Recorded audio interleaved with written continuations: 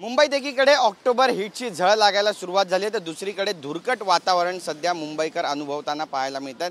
मी सध्या मुंबईच्या गिरगाव परिसरामध्ये आहे आणि या ठिकाणची चौपाटीच्या समोरची जी स्कायलाईन आहे ती आपण स्पष्टपणे पाहू शकता। सर्वत्र धुक्याची चादर पसरलेली आहे आणि सर्वदूर धुरकट वातावरणाची निर्मिती झालेली आहे। काही महिने असंच वातावरण राहणार असल्याची माहिती हवामान विभागाकडून मिळते। यामुळे अंशतः दृश्यमानताही कमी झालेली आहे। एअर क्वालिटी इंडेक्स हा 84 वर पोहोचलेला आहे। कुलाबा इथे हा 87 वर आहे तर वरळी इथे 132 वर नोंद झाला आहे। बँड्रा बीकेसी या ठिकाणी AQI 183 आहे तर कुर्ला इथे 84 तर पवईत 80 इतका हा नोंद करण्यात आलेला आहे। परतीच्या पावसामुळे आणि ऑक्टोबर हीटमुळे सध्या वातावरणामध्ये आमूलाग्र बदल होत आहेत।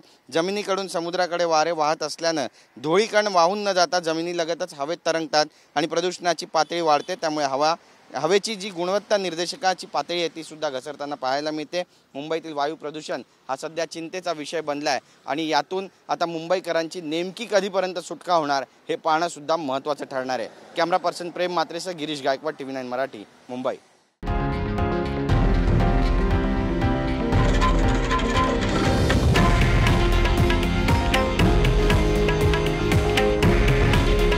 हे आहे देशातील नंबर 1 न्यूज नेटवर्क आणि आपण पाहत आहात TV9 मराठी।